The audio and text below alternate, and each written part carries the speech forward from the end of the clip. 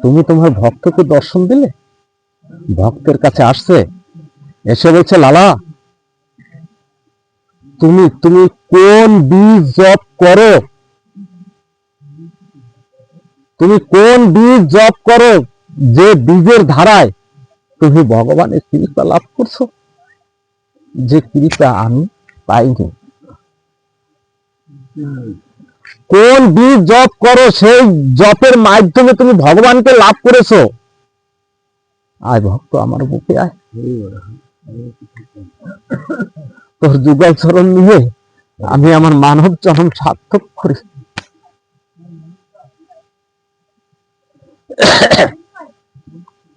তখন বলছে, গোবিন্দ তুমি যদি এলে তাহলে তুমি আমাকে দর্শন দেওনি কেন? তুমি আমাকে দর্শন দেওনি কেন? তাহলে আমি এই জীবন আর রাখবো না, এই জীবন রাখবো না। লালাবাবু যখন ওই যমুনার জলে ঝাঁপ দিতে যায়, তখন পিছন থেকে আমার ভগবান সেই শঙ্খ চক্র গদাবদ্ধধারী ত্রিভুজ শক্তি হইয়া লালাবাবুকে দর্শন দেয়, যে লালা তুই আর জীবন দিস না, এই নদীতে জীবন দিস না, আমি তো আছি।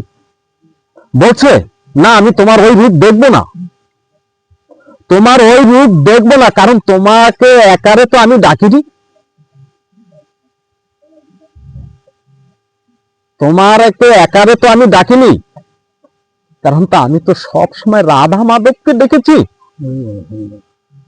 আমি তো একা তোমার কৃষ্ণকে ডাকি নাই, আমি তো রাধা মাধবকে ডেকেছি। রাধা মাধবকে যদি দেখেছি, তাহলে তুমি আর ওই চতুর্ভুজ মূর্তি পরিত্যাগ করে আমাকে তুমি ওই বৃন্দাবনে যুগল মূর্তি দর্শন করো।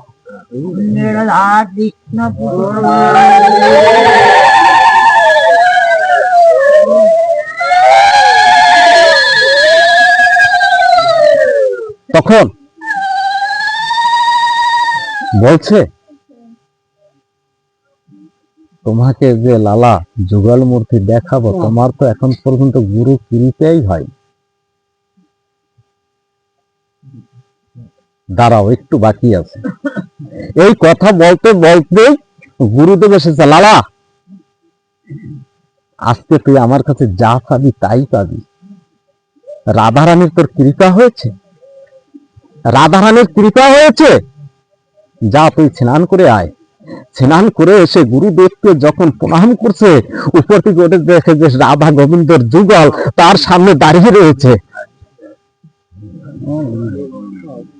আজকে এই বাড়িতে সেই নব বৃন্দাবন, এই বাড়িতে যানরাই আছেন, পিতা পুত্র আত্মীয় স্বজন বন্ধু বান্ধব সবাই মিলেমিশে যেন এই নব বৃন্দাবনে সবাই যেন সুখে শান্তিতে বসবাস করতে পারে, আর রাধা গোবিন্দর গুণগান কীর্তন করতে পারে। এই জন্য শাস্ত্রে বলছে, একজন পাপিষ্ঠ মানুষও যদি দিন অন্তে একবারও হরিনাম করে, তাহলে তুমি তাকে সাধু বলিয়া জানিও। আর এই সাধুর কৃপায় মানব জন্ম ধন্য হয়, বাড়ি ধন্য হয়, গ্রাম ধন্য হয়, এবং সমস্ত জাতি ধন্য হয়। এই জন্য বলছে, এই নাম সংকীর্তনের ধুলা যে পথ দিয়া যায়, জলের কুমির বনের বাঘ সে পথ দিয়ে সরে যায়। কেমন তারা? মথুরায় ভিক্ষা করতে গিয়েছিলেন ভক্ত সুদামা। ভিক্ষা করতে গিয়ে দেখে যে একটা মানুষ কৃষ্ণ নাম করার অপরাধে কংসের প্রহরীরা এমন নির্যাতন করছে, সেখান থেকে পচে পচে পচে পচে মাংস ক্ষয়ে যাচ্ছে। সে লড়তে পারে না, চলতে পারে না, খাইতে পারে না, সে কাতরাচ্ছে। তখন সুদামা যখন ওই পথ দিয়ে যায়, বলছে, বন্ধু তোমার তো এখন আর কোনো গতি নাই, তুমি যদি কৃষ্ণ নাম করো, সেই জগৎপতিকে যদি তুমি ডাকো, সেই জগৎপতি যদি কৃপা করে, তাহলে তোমার এই বেদি সেরেও যেতে পারে। সুদামার ওই কথা শুনতে উনি কৃষ্ণ নাম করতে লাগলেন। কৃষ্ণ নাম করতে করতে যখন বিভোর হয়ে যেতেন, হঠাৎ গোবিন্দর কৃপায় তার ওই পচা মাংস সে পূর্ণ দেহ ফিরে পেলেন। পূর্ণ দেহ যখন ফিরে পেলেন, তখন কংসের প্রহরীরা কংসের কাছে নিয়ে গেলেন। বলছে, এই ব্রাহ্মণ, তুমি কিভাবে বেঁচে গেলে? তুমি কোন কবিরাজের ঔষধ খেয়েছ? বলছে, প্রভু, কোন কবিরাজের ঔষধ আমি খাইনি। এই মথুরায় একজন ভিক্ষুক এসেছে, নাম সুধামা, সে দিবানিশি কৃষ্ণ নাম করে।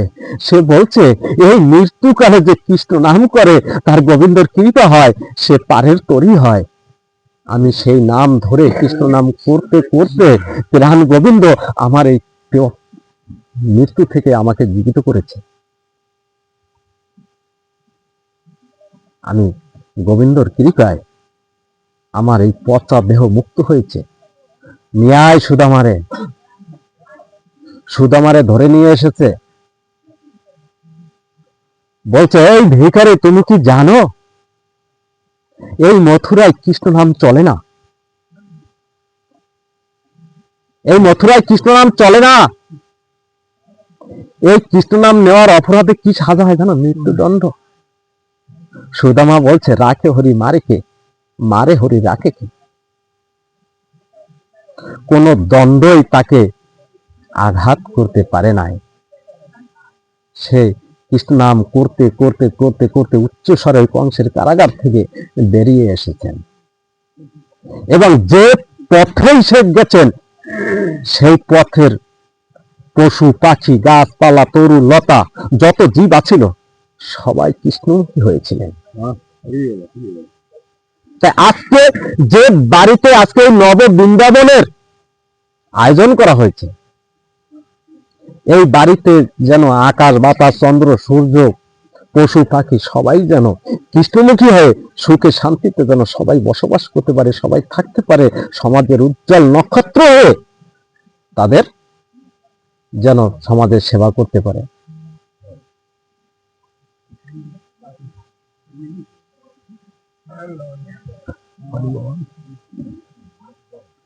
তাহলে আজকে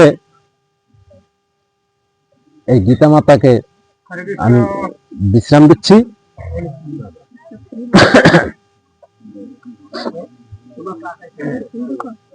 আমরা